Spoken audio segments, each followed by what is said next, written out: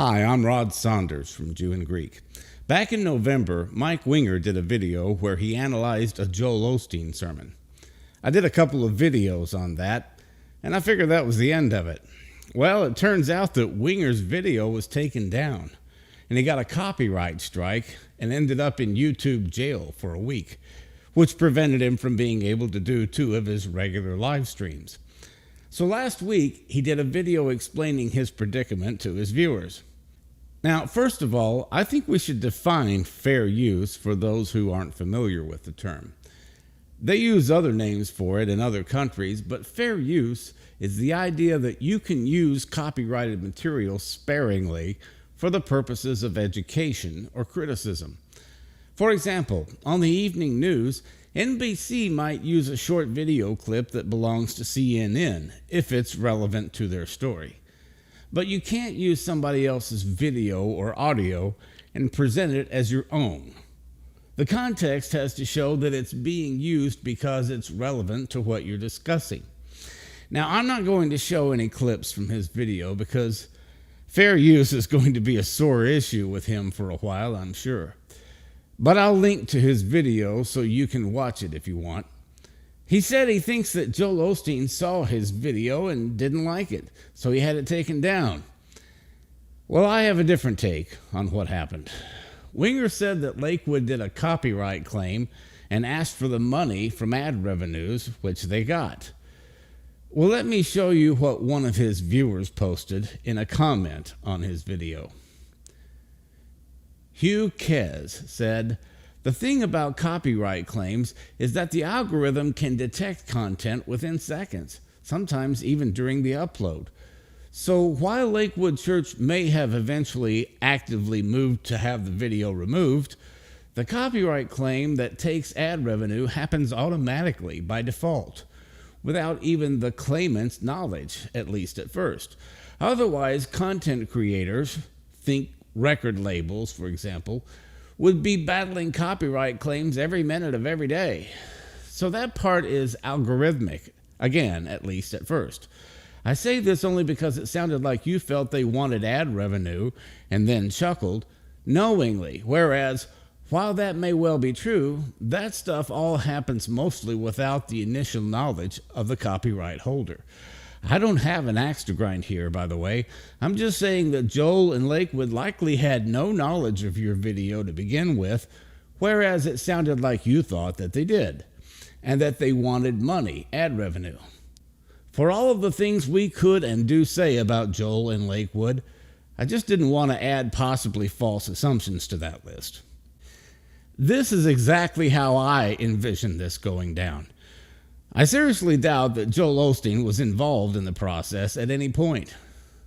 Lakewood is the largest single campus church in the country, and Joel, as the pastor, has to oversee personnel concerns, budget meetings, board meetings, legal meetings, and everything else that comes with the business end of pastoring a megachurch.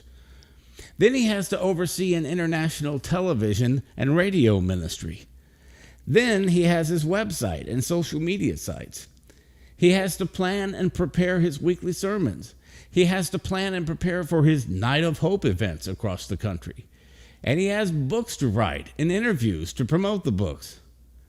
In short, the man has a lot on his plate. So I could be wrong, but I don't think he's going to take time out of his busy schedule to concern himself with what some YouTuber said about him. Joel Osteen has been the target of hundreds of critics over the years, and he has never felt the need to respond to any of them or get into any dispute. His dad, John Osteen, was one of the main guys in the faith movement back in the 70s, 80s, and 90s. The widespread belief in the movement was that we shouldn't argue with our critics. We should just bless them, turn the other cheek, and walk in love. This is the world that Joel grew up in, and he seems to be sticking with that policy. He just lets the criticism roll off him like water off a duck's back. Now, since Winger is speculating about what happened, I'll add my own speculation here. I've been a YouTuber about as long as Mike Winger has, and I've dealt with copyright issues of my own. When you use somebody's copyrighted material, If they've set the copyright settings to direct the ad revenues to them, YouTube will automatically notify you of that. They'll say, this is not a copyright strike, it's just a notification that the copyright owner will receive the ad revenues. If you want to dispute the claim, you're entitled to do that. I understand fair use, and I don't claim fair use unless I'm sure that I'm entitled to.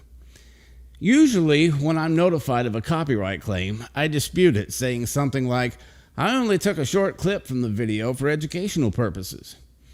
At that point, the copyright owner will be notified of your dispute, and they can either watch the video to see if it's a legitimate fair use claim, or they can ignore it. If they don't respond within 30 days, I automatically win the dispute, which has happened a few times.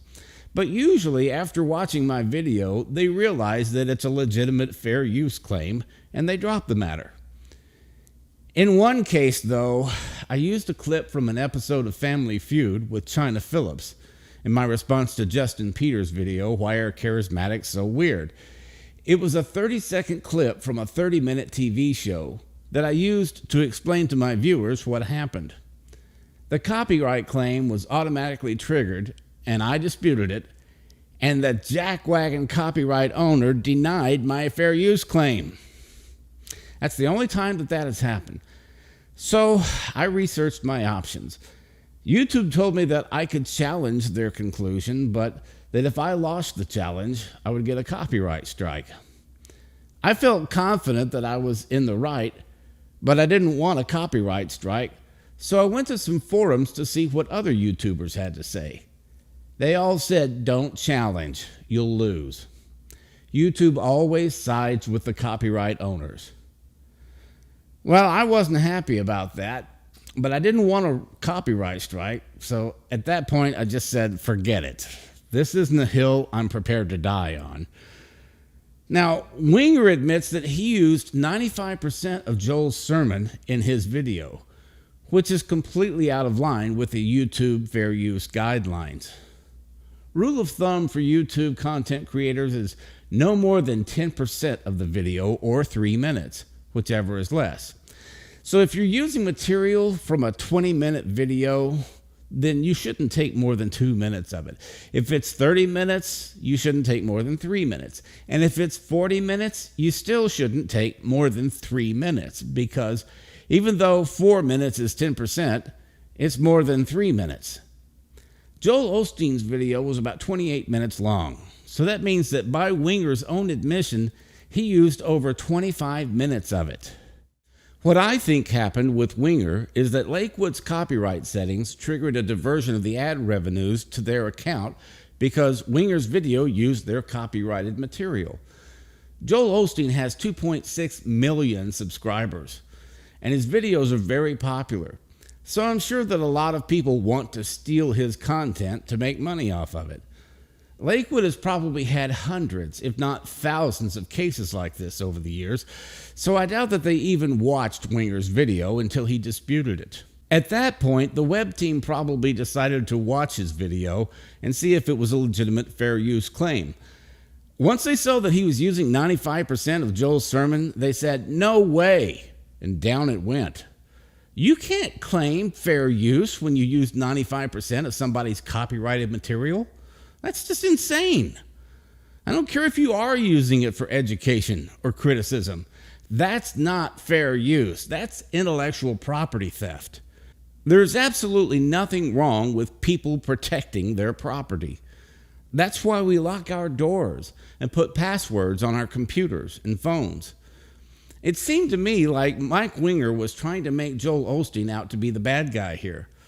But Winger broke the rules. He's not the victim here. He's the culprit. That's why he got a copyright strike. Instead of suggesting that Joel Osteen had it taken down because he doesn't want criticism, Winger should have just said, I messed up. I broke the rules and I got caught. And that's why the video was taken down and I got a copyright strike and ended up in YouTube jail. I promise not to do it again. But he didn't do that. He deflected. Joel Osteen or Lakewood own his video content, And technically, you need his permission to use any of it. But if you follow the YouTube guidelines, you'll probably be okay. But when you blatantly abuse the concept of fair use, you shouldn't be surprised when you're held accountable, as was the case here. Thanks for watching, and be blessed.